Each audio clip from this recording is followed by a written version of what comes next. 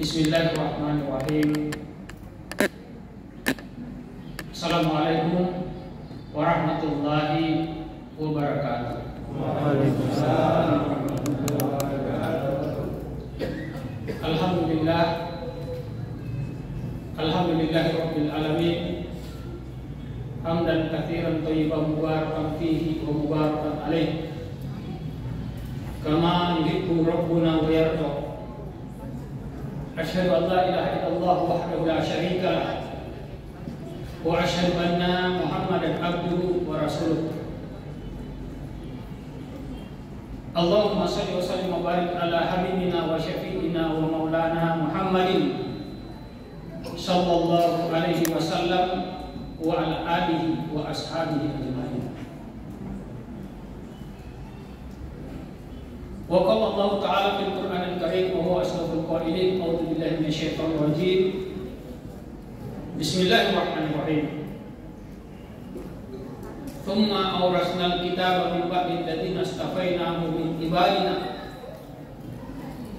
wa minhum zalimun li nafsihi wa minhum muqtasidun wa minhum sabiqun bil khairat bi iznillah.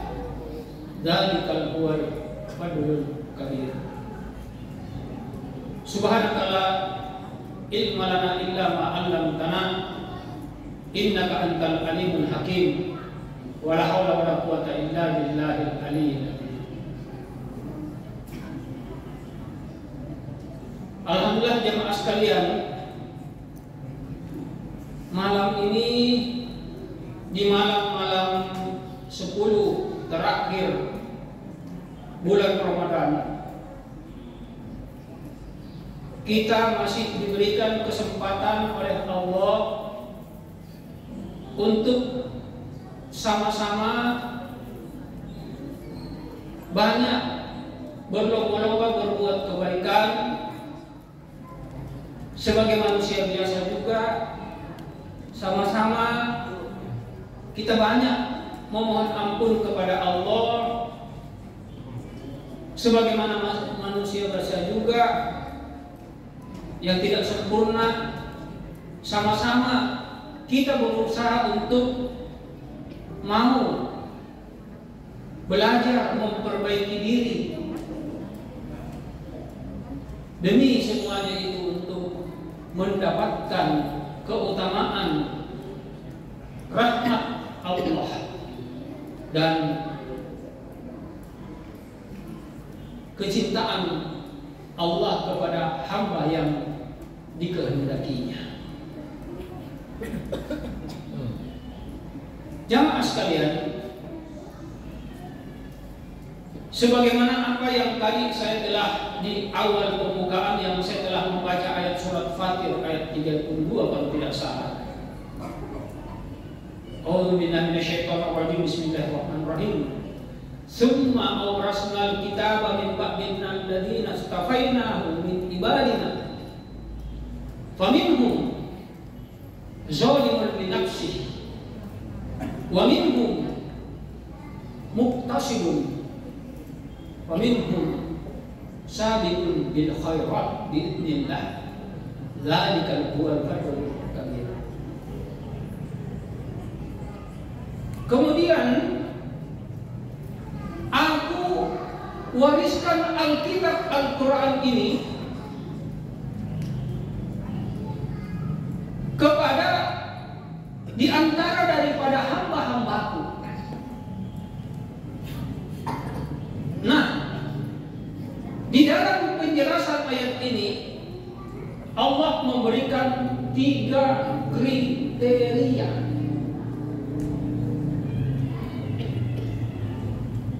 Yang pertama, zalimun li nafsi.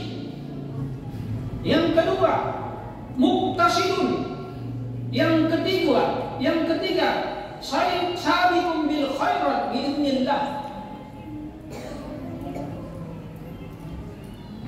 Yang pertama, ada di antara orang yang kebanyakan menzalimi dirinya sendiri. Yang kedua, ada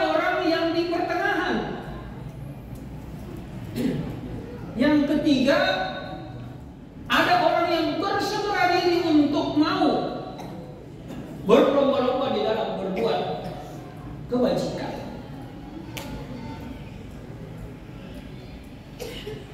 Nah jemaah sekalian, kita tahu semua manusia ini adalah manusia pendosa, dan kita harus sadari jemaah sekalian, semua manusia diciptakan dan dilahirkan oleh Allah lahir dalam keadaan suci. Maka alangkah sungguh sangat meruginya kita kalau kita dilahirkan dalam keadaan suci tanpa membawa beban-beban dosa sewaktu masih bayi. Akhirnya begitu besar, begitu bayi, begitu dewasa, kita lupa kepada hakikat penciptaan diri kita. Akhirnya apa? Dia sebagai seorang hamba yang selalu banyak menzolimi dirinya sendiri. Nah, jamaah sekalian, ingat pesan daripada malaikat Jibril kepada Nabiullah Muhammad Rasulullah SAW, isma syi'ta fa innaka mayyitun wa ma syi'ta fa innaka majziyun bihi wa bi ma syi'ta fa innaka mufariquhu fa'lam fa'annama. Di Syarafal Mu'minin di Qiyamil Lail, wahai Muhammad, hidup menurut model apa yang engkau mau, silahkan. Mau hidup model orang yang beriman dan bertakwa, alhamdulillah. Kamu mau hidup model orang pendosa, orang yang berlari jauh dari Allah, orang yang hidupnya diliputi dengan penuh bergelimbangan maksiat, silahkan. Tapi ingat, kalian itu semua, kamu semua itu pasti akan mati. Amalkan apa yang engkau mau.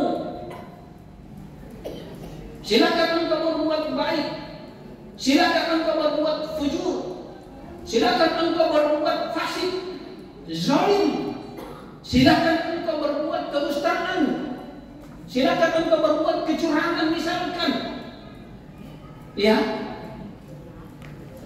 seperti misalnya yang kemarin ini 14 Februari ini, lalu astagfirullah.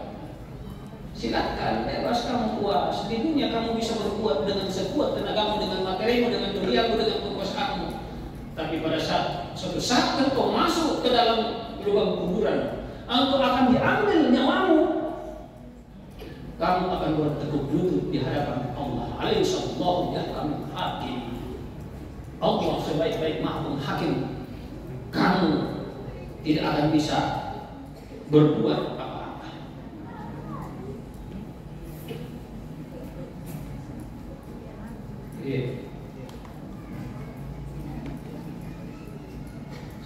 Cintai apa yang engkau maui, silahkan. Cinta dunia, cinta harta, cinta pangkat, cinta pekerjaan, cinta rumah, cinta anak dan istri, cinta uang yang banyak, silahkan. Tapi semua kecintaanmu itu akan berpisah denganmu, dan engkau akan terpisah dengannya. Kecuali ada 3 kenikmatan yang paling tinggi yang dikatakan oleh baginda Nabi. Kecintaan apa itu? Salasun man kunna wajada fihi halawatul iman. Ada 3 hal apabila di dalam dadanya, di dalam imannya, di dalam keyakinannya, salah satu di antaranya dia mencintai Allah dan Rasulnya melebihi dari segala sesuatunya, maka itulah halawatul iman, nikmatnya keimanan seseorang kepada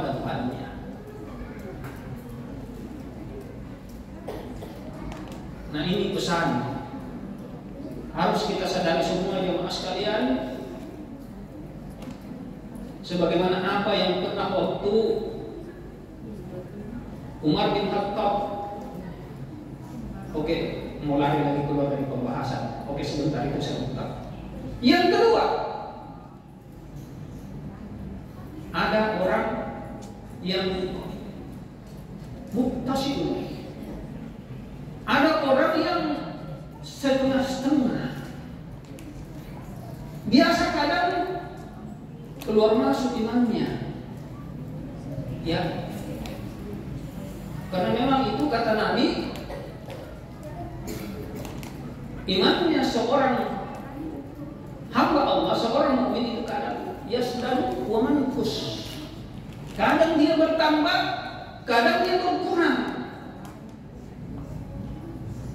Nah, kita bertanya, di tingkatan makom yang mana kita ini? Apakah kita ini adalah bagian daripada orang yang selalu merasa diawasi oleh Allah dengan makna hakikat puasa, yaitu al-ihsan, an ta'budallaha ka'annaka tarahu wa illam takun tarahu wa innahu yaraka.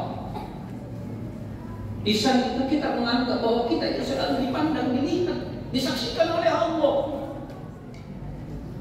Yang walaupun kita ini tidak akan mampu melihat Allah dengan pandangan mata kepala, tapi yakin bahwa Allah itu ya'lamu man khalaqa wa huwal latiful khabir. Maha tahu dari semua makhluk yang diciptakannya, lagi dia maha halus, lagi maha mengetahuinya. Jadi ini jamaah sekalian, butuh kita ini sebagai seorang mukmin yang sejati. Oke, tidak apa-apa, kita hidup di dunia memang harus mencari rezeki, karena kita butuh makan, kita butuh minum, kita butuh sandang pangan. Tapi jangan terlalu berlebih-lebihan sehingga kita lupa mencintai sesuatu yang paling hakiki, yaitu mencintai Allah, mencintai kepulangan kita di akhirat. Faman kana yarju liqa'a rabbih falyamal amalan shalihan wa la yusyrik bi ibadati rabbih ahada. Barang siapa yang berkeinginan dan dia paham, dia sadari, dia tahu bahwa dia akan kembali kepada Tuhannya di dalam pertemuannya, ini kembali bisa meluas. Kembali bisa kita di dunia kembali menuju ar-ruju' al-haq lil wajib. Kita rujuk kepada kebenaran adalah kewajiban, sebagai makna tamsil salat, tangan kanan memegang tangan kiri, bersedekah, artinya tangan kanan itu adalah yang hak, tangan kiri itu adalah yang batin.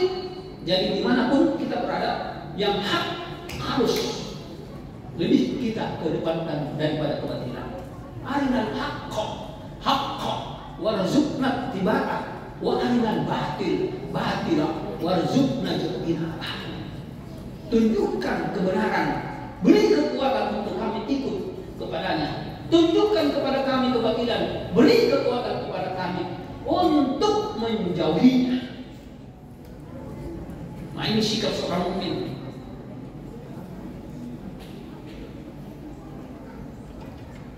Nah, muktasidun, pertengahan, yang dikatakan oleh Allah sendiri, pertengahan di situ ada orang yang memang dia mengaku beriman. Sama kita bersyahadat, asyhadu an la ilaha illallah wa asyhadu anna Muhammad Rasulullah. Sama modelnya kita sholat, sama kita berpuasa, sama kita berkitab Al-Quran, sama kita berpetunjuk kepada Nabi. Tapi kadang dia itu, kadang kala haulai biwajhin wa haulai biwajhin. Kadang dia beriman kepada Allah, kadang dia